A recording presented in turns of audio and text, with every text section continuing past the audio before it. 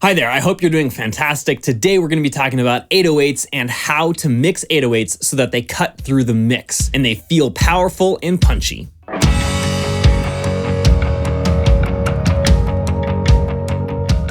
Hi, my name is Tyson. I'm a mastering engineer here at Dinosaur Dog Mastering, and today we're going to be diving into 808s, how to mix them better so that they cut through the mix and are able to be super powerful and punchy inside of your productions. Before we dive into the content though, I do want to let you know I have the ultimate mixing checklist available for download for free. It's the first link in the description. You can pick up the ultimate mixing checklist. All right, with that said, let's dive into the content of how to make your 808s actually cut through the mix and make the impact you want them to inside of your song.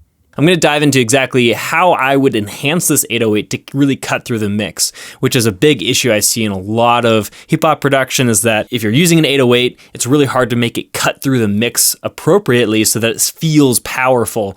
You just had this low rumble that doesn't actually add any texture or dynamic information to the mix. So we're going to fix that today and not necessarily remove the bottom end, because that's not our goal, but we want to enhance that bottom end by boosting the top. And it might sound confusing, but you'll understand by the end of this exactly how this goal really works. Let's get started. Here's the mix itself that we're going to be working in, and our goal is to allow this 808 to cut through the mix. So here's the 808 just by itself. Okay, and then here's it in the context of the mix.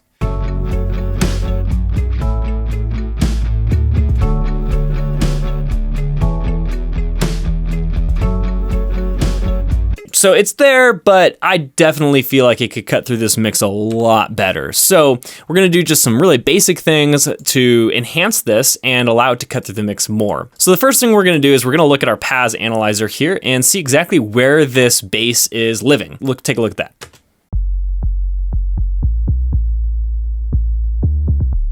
Now that we know kind of where it's living, we want to figure out how to really enhance this. And so the way to make an 808 or any bass cut through a mix is to add some top end to it, because that will actually give us more of the transitory information that we're able to easily identify where it's at, and then it'll actually basically fake us into hearing that bottom end a lot more than we otherwise would have. So if you want to enhance the bottom end, add some top.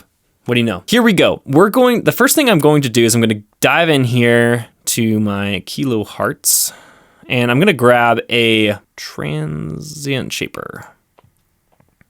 So this transient shaper is going to either increase or decrease the transient on the instrument itself. It actually detects where the transients are and either increases or decreases them. It's a pretty cool tool.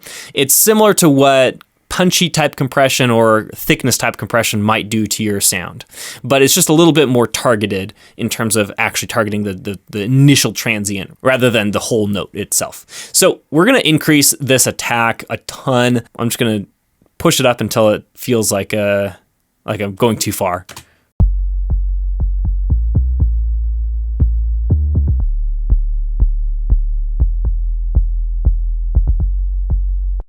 Okay, now that I've done that, we can grab a saturator. So I'm going to be using the LG Drive here. This is a plugin by Kush, but really any distortion would work. So let's dial this in.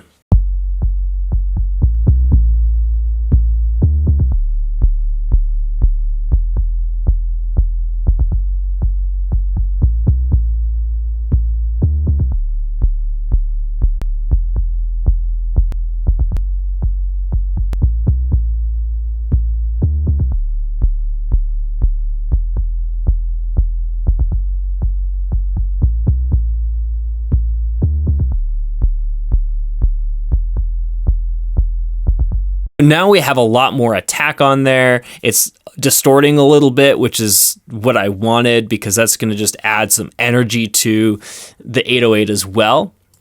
And then I'm going to pull up my vintage tube EQ next, and I covered this in a video a week ago or so ago, because it is such an awesome EQ. We can just add in some really nice saturation with this thing without being too obvious. And so that's exactly what I'm going to be trying to do, is I'm going to try to be EQing and shaping the tone a little bit, adding some top end to this 808 to allow it to slice through this mix without actually being too obvious about it. What we're going to be doing is finding out exactly where in this kind of top end I can boost it enough that it's going to really cut through the mix without being too chintzy or obvious.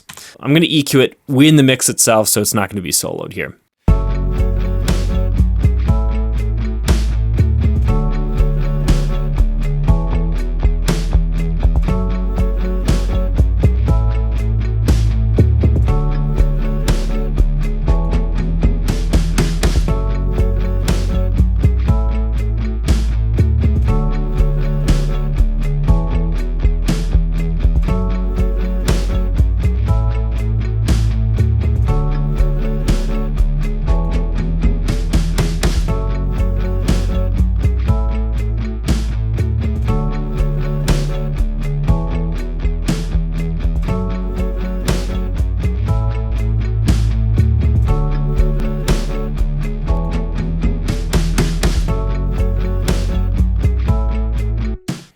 Let's see how loud we are.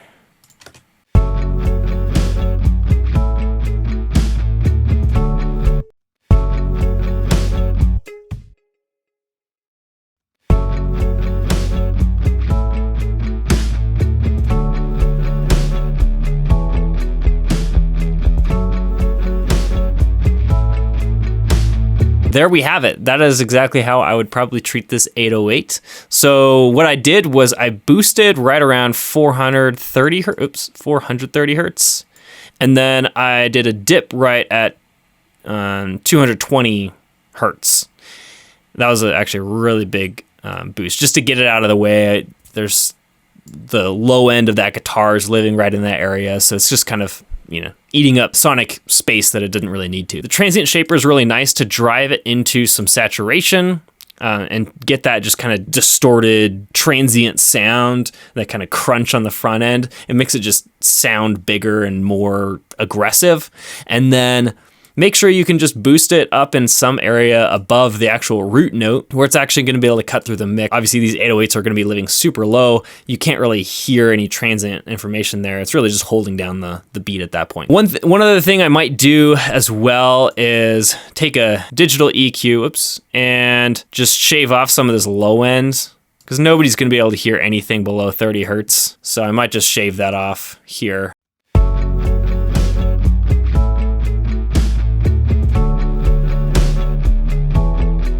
And I've got more headroom now as well.